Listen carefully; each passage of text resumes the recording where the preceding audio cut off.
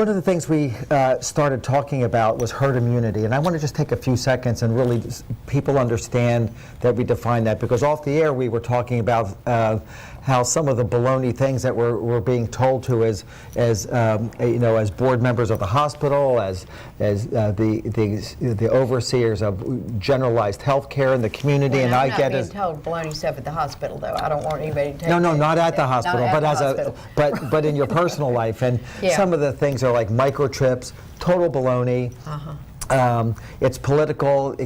Couldn't imagine where that brain power comes from. It's actually a stupid comment. None of the providers of or the manufacturers of these medicines are owned by the government. In fact, I own Pfizer and I own Johnson & Johnson because it's part of my IRA. We all have that if you have a retirement plan. Moderna is privately owned, and Dolly Parton's making more money off of that than anybody.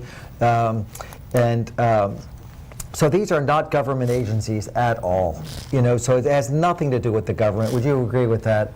I absolutely agree. Public health and politics are separate in this particular arena, and I don't understand how they become intertwined. I had a patient tell me last week that it's a microchip that they're putting in you, and I asked them, well, how do you charge that thing at night? Because I have an electric car, and it needs to be plugged in every night, and so does my iPhone, and it's hard to imagine how a microchip is going to be getting its power supply. Things just aren't thought up. This is just a virus. It's the same type of virus that's been infecting humans for 1 billion years. And we need to deal with this intelligently. This is not politics. This is not BS stuff like microchips. It's just medicine. It's based on science. Please listen to your doctors. And right? if they had lived in the 1950s, and this is early time for me too, but lived in the 50s and 60s and had the opportunity to get a polio vaccine, they stood in lines because they saw people in wheelchairs. They saw the president, Franklin Delano Roosevelt, in a wheelchair when they had that opportunity. But younger people just don't see that. They don't and see they that don't see it because they've been vaccinated as children. Yeah. Right?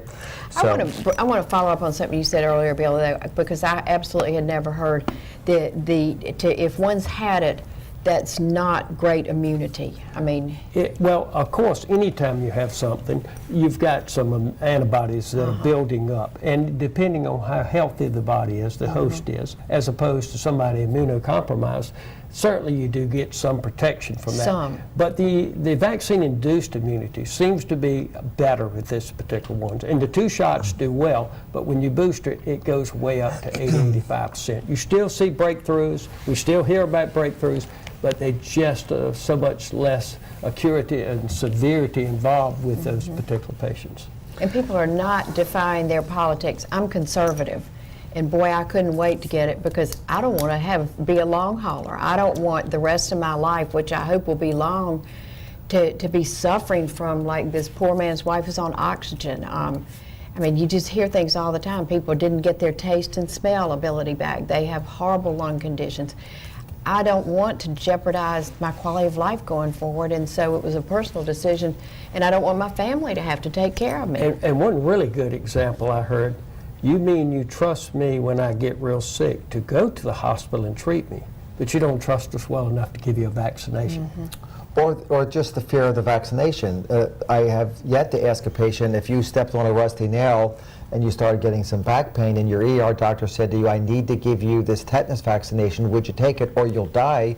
100% of my patients have said, of course I would. Yeah. Right? Well, that's a living bacteria that we're giving to you, infinitely more risky than this messenger RNA vaccine, infinitely more risky. And you need it every 10 years, whether you step on the nail, don't you? But you need it whether you step on it or not, or a pneumovax vaccination every 5 years. That's right.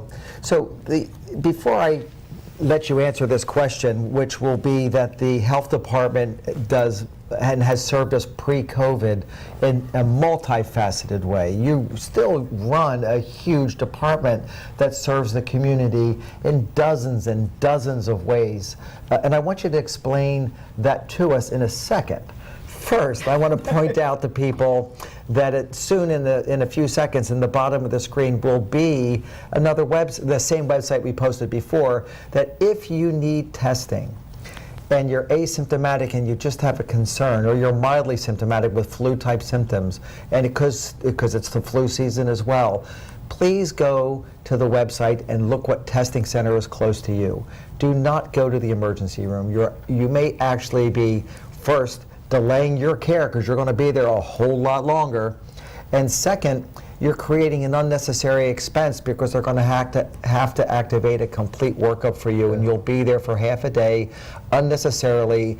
And the most important thing is you're probably robbing attention from somebody who really needs it. It's a poor utilization of that resource. Very poor utilization of a critical resource. Our emergency team is wonderful. They have really severe problems they have to take care of expeditiously, and testing is not what you're supposed to go to an emergency room for. So please write that down. If you have some concerns, any concern about whether you think you have it, testing is an appropriate move. Vaccination is first, testing is second.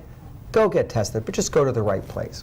Now, If you have a reason to get tested. If you have a reason. As Bill, gave us examples of when you would, not just because, hey, I want to see if I've had it or if I haven't. Right. And I'll take this opportunity again to say we're testing tomorrow in Nashville at the Ag Center from 10 to 2, and we're vaccinating on Thursday behind the health department. All drive through, it can't be easier, and the cost couldn't be better. it's free. My favorite cost. Yeah.